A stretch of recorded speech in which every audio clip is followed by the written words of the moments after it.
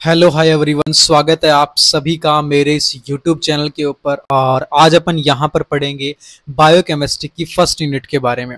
तो देखिएगा, first unit का अपना जो नाम है वो नाम रहेगा इंट्रोडक्शन टू बायोकेमिस्ट्री। इसके अंदर हम ज़्यादा कुछ नहीं पढ़ते हैं, सिर्फ बायोकेमिस्ट्री के बेसिक्स के बारे में हम जानते हैं कि नर्सिंग के अंदर जो बायोकेमिस्ट्री सब्जेक्ट है उसको क्यों चलाया गया है। तो सबसे पहले अगर बात की जाए इंट्रोडक्शन की, इंट्रोडक्शन के अंदर यहाँ पर बताया गया है कि biochemistry also known as biological chemistry, कि बायोकेमिस्ट्री को अपन क्या बोलते हैं, बायोलॉजिकल केमिस्ट्री बोलते हैं। अपनी बॉडी के अंदर जो भी रिएक्शंस वगैरह हो रही हैं उन सब के बारे में ऑल ओवर अपन कहाँ पर पढ़ते हैं, बायोकेमिस्ट्री के अंदर पढ़ते हैं। नेक्स्ट बात करते हैं बायोकेमिस्ट्री की डेफिनेशन की। तो यहाँ पर बताया गया है, it is the study of chemical process with in a living organism, कि किसी भी लिविंग ऑर्गेनिज्म के अंदर चलने वाली जितनी भी केमिकल प्रोसेस हैं उन सब केमिकल प्रोसेस की स्टडी अपन कहाँ पर करते हैं, बायोकेमिस्ट्री के अंदर करते हैं। ओके, नेक्स्ट वन यहाँ पर अपन बात करेंगे डिस्कवरी ऑफ फर्स्ट एंजाइम। तो बायोकेमिस्ट्री के अंदर पहला जो एंजाइम है जिसकी डिस्कवरी हुई थी उसका नाम है डायस्टेज। ओके, नेक्स्ट बात करते हैं जो बायोकेमिस्ट्री टर्म है उसको पहली बार कब यूज किया गया था। तो जो बायोकेमिस्ट्री की जो टर्म है उसको 1882 के अंदर पहली बार काम में लिया गया था। नेक्स्ट आगे बात की जाए, specially after the mid 20 century with the development of new technique. अब टाइम के साथ साथ क्या हुआ, 20 सेंचुरी के अंदर बायोकेमिस्ट्री के अंदर ही कई सारी नई नई टेक्निक को ऐड कर दिया गया, उनका डेवलपमेंट हुआ। और ये टेक्निक क्या काम करती हैं, आने वाले टाइम में जितनी भी रिएक्शंस हैं, जो केमिकल प्रोसेस हैं, उनके बारे में हम बहुत अच्छे से स्टडी कर सकें। तो नई टेक्निक कौन कौन सी थी, जैसे कि chromatography, x-ray differentiation, diffraction, okay, nuclear magnetic resonance, spectroscopy और इलेक्ट्रो माइक्रोस्कोप। सिर्फ आपको इनका नाम याद रखना, एग्जाम में ऐसा कुछ भी नहीं पूछा जाता है। नेक्स्ट आगे बात करेंगे, these technique allowed for the analysis of many molecules and metabolic pathway of the cell. अब ये जो नई नई टेक्निक है ये क्या काम करती हैं, जो अलग अलग टाइप के जो मॉलिक्यूल्स होते हैं उन मॉलिक्यूल्स के एनालिसिस के अंदर हेल्प करती हैं। नेक्स्ट वन, सेल के अंदर चलने वाले मेटाबॉलिक पाथवे के बारे में स्टडी करने के अंदर ये हेल्प करती हैं। ये तो अपन ने यहाँ पर बात कर ली कि बायोकेमिस्ट्री जो सब्जेक्ट है उसका मीनिंग क्या होता है। पूरा अपन ने देखा कि बायोकेमिस्ट्री का मतलब है किसी भी लिविंग ऑर्गेनिज्म के अंदर चलने वाली केमिकल प्रोसेस। पहला एंजाइम कौन सा था, डायस्टेज है। पहली बार ये वर्ड कब काम में लिया गया, 1882 के अंदर।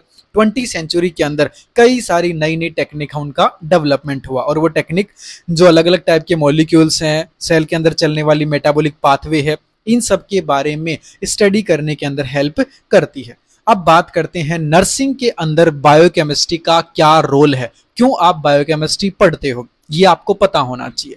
सबसे पहला अगर रोल की बात करें तो बायोकेमिस्ट्री के अंदर फोकस किया गया है, ये फोकस करती है कि ह्यूमन बीइंग के अंदर चलने वाली अलग अलग टाइप की जो रिएक्शंस हैं, इसके अलावा ह्यूमन बीइंग की बायोकेमिस्ट्री और कई अलग अलग टाइप की मेडिकल इलनेस है उनके बारे में हम यहाँ पर स्टडी करते हैं। जैसे कि सबसे पहले बताया गया है कि बॉडी के अंदर ग्लूकोज का कन्वर्सेशन होता है, ग्लूकोज जो है वो CO2 और H2O के अंदर कन्वर्ट होता है। अब ये कन्वर्ट होता है, कैसे होता है, ये अपन कहाँ पर पढ़ते हैं, बायोकेमिस्ट्री के अंदर पढ़ते हैं, और इसीलिए अपने को बायोकेमिस्ट्री पढ़ाई जाती है। नेक्स्ट पॉइंट की बात की जाए तो बायोकेमिस्ट्री के अंदर मोस्टली क्या है, एक तरीके से कलेक्शन है कई अलग अलग टाइप के एनालिटिकल प्रोसीजर का। तो यहाँ पर बताया गया है कि biochemistry mostly as a collection of analytical procedure whose result they find useful in diagnosis, जो कि किसी भी बीमारी के डायग्नोसिस के अंदर, उस बीमारी का पता लगाने के अंदर ये अलग अलग टाइप के जो एनालिटिक्स हैं वो हेल्प करते हैं। जैसे कि गाउट एक बीमारी होती है जो कि मस्कुलोस्केलेटल सिस्टम की बीमारी होती है,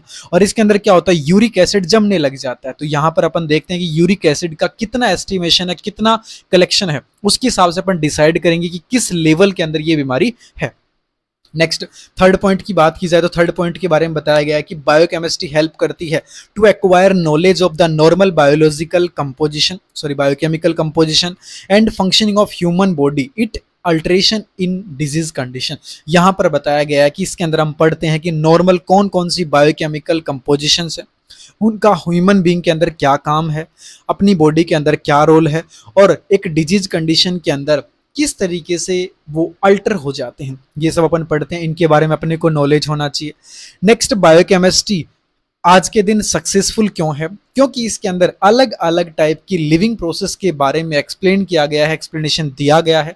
और ये सारी की सारी लिविंग जो प्रोसेस है वो हर एक अलग अलग टाइप के एरिया के अंदर है। जैसे कि एग्रीकल्चर के अंदर भी कहीं ना कहीं बायोकेमिस्ट्री का यूज़ हो रहा है, न्यूट्रिशन के अंदर भी है, मेडिसिन के अंदर भी है।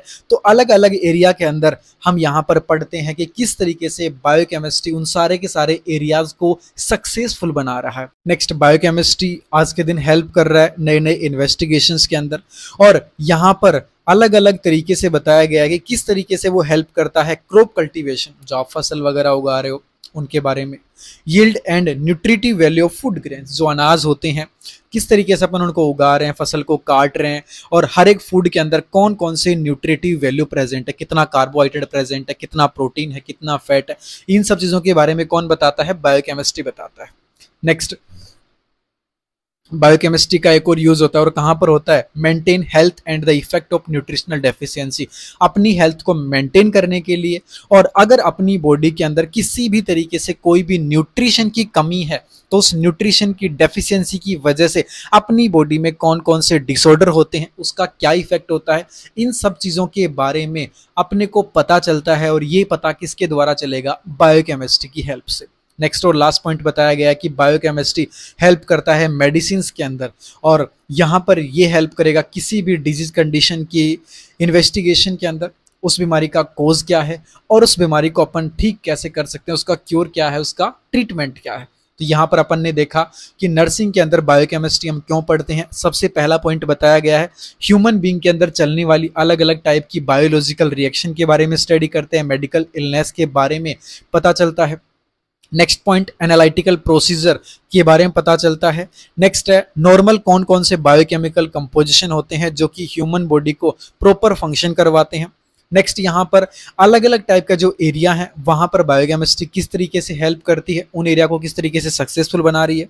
नेक्स्ट, इन्वेस्टिगेशन के अंदर और क्रॉप कल्टीवेशन, जो फूड ग्रेन्स हैं उनकी यील्डिंग के अंदर और न्यूट्रिटिव वैल्यू के बारे में पता चलता है। और नेक्स्ट पॉइंट बताया गया है हेल्थ को किस तरीके से मेंटेन करते हैं, और न्यूट्रिशन की अगर डेफिशिएंसी हो जाती है तो उनका क्या इफेक्ट होता है। और लास्ट पॉइंट बताया गया है कि कोई भी डिजीज कंडीशन उसका कोज क्या है, तो उसके इन्वेस्टिगेशन के अंदर और उस बीमारी के क्योर के अंदर बायोकेमिस्ट्री हेल्प करती है।